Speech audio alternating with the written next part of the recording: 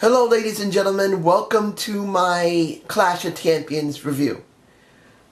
This is the best thing I can do while I'm talking because it makes it very hard to talk and I start slurring my words. So, seeing me hold my mouth, I hope you don't mind because it's the best I can do. And if you don't like it, just tell me, I'll try and figure something else out. But if you understand the situation I am in with my Bell palsy, this is it. This is the best option I can come up with unless I'm going to start taping my face. Which I don't think is going to be fun. Anyway, I didn't get a chance to see New Day. Unfortunately, I could not get a stream that was working properly. But if I had to take a guess, New Day won it, and it probably was Biggie Langston who was the one who got the win. But you guys can tell me below. TJ Perkins versus D. Brian Kendricks. I enjoyed the match, but I believe the story behind TJ Perkins is more important than the match because I truly believe they're trying to get him over more with his story than his talent. And believe me, TJ is a very good talent in the ring. It was a great match. I did enjoy it. Cesaro versus Sheamus.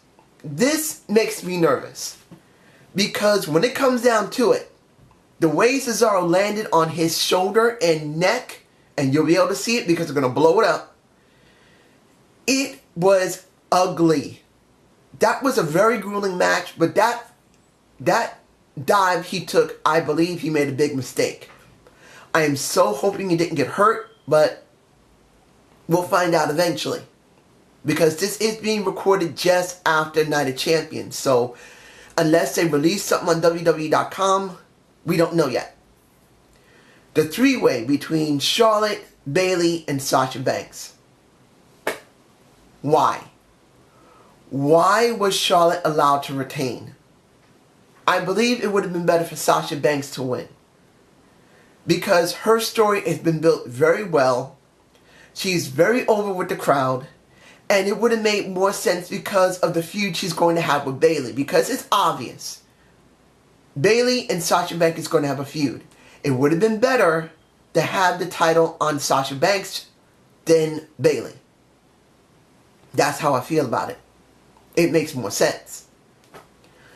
Sami Zayn versus Chris Jericho, who is one of the two best heels we have in the company right now. Next to The Miz, Chris Jericho is the best heel we have. And he's done a great job for about 5 to 7 months at least. He's done a great job. Of course, he has lost a bit, but he has done a job that has put several people over that they're willing to put over. Did this help Sami Zayn? No. I don't feel really it helped him much, but it won't hurt him either. Because this is still connecting him to Kevin Owens, and even though a lot of people like to say that he doesn't want to see them together, it's eventually going to happen when these two guys are going to have to meet for the title. It's going to happen. Rusev Mosca versus Roman Reigns. Here's the question.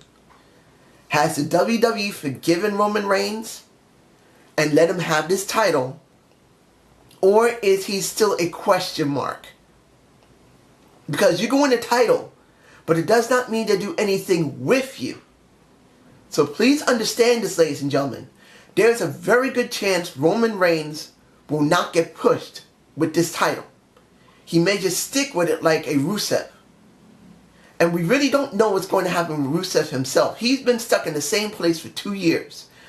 And I don't know if they're going to let him progress now that he's lost his title. Of course, he's going to go back after Roman Reigns, and there's a good chance he's going to lose. But what will happen to him? What's going to happen to Roman Reigns? That is still up in the air. Was the match good? Yes, it was good. Seeing Lana try to interfere, she did her job well. Her breasts look amazing. I hate Rusev for marrying such a beautiful woman. Sorry. This happens. But did I enjoy the match? It was good. Did I believe Roman Reigns needed to win? Yes, he did. But the question, like I said, will they push him beyond having just the title? Will he have feuds? Will he progress beyond this title and go to the next stage? That's going to be questioned in the next couple of months. And finally, it is Seth Rollins versus Kevin Owens. This show felt like first title defense for me personally because of TJ Perkins and Kevin Owens. Because these two guys have never held a title at a pay-per-view before. So in this case, I felt that it was important that these two be together. TJ Perkins and Kevin Owens on the same pay-per-view defending their titles. And both of them managed to retain. Did it seem a little asinine at the very end how Kevin Owens won? Maybe a little bit. I felt Kevin Owens didn't have to have so much help with Chris Jericho. I felt Chris did not have to interfere so much. I wanted to see Kevin Owens win without having help. That's how I felt about it. But it wasn't that bad, even though it did feel to a certain extent asinine that it went that far with it. Do I believe this is building between a Triple H and Seth Rollins? Yes. Do I believe Chris Jericho is going to have a feud with Seth Rollins? Oh yes. I don't believe he's going to have a feud with Sami Zayn. He's going to have a feud with Seth Rollins. This is coming this Raw. You're going to see Seth Rollins attack Chris Jericho. This is what my belief is.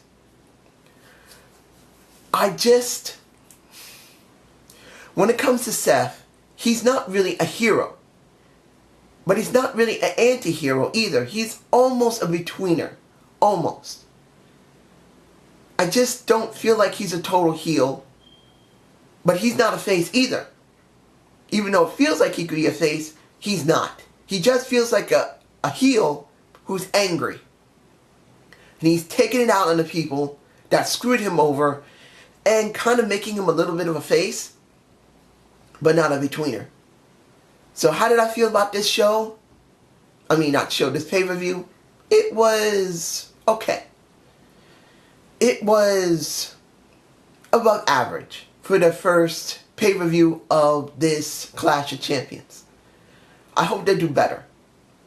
And I hope you enjoy this preview of Clash of Champions 2016. Leave me a comment below.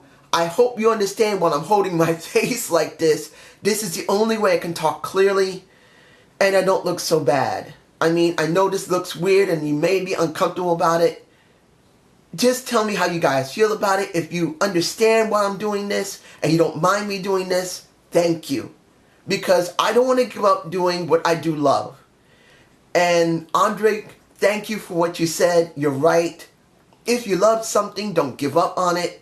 Just focus on it and just keep going. And this is one of the ways to do it. So I'd like to thank you and anyone else who's ever sent a nice comment. I thank you. Because honestly, with all the stress I've had for the last near 10 months, it is culminated to this.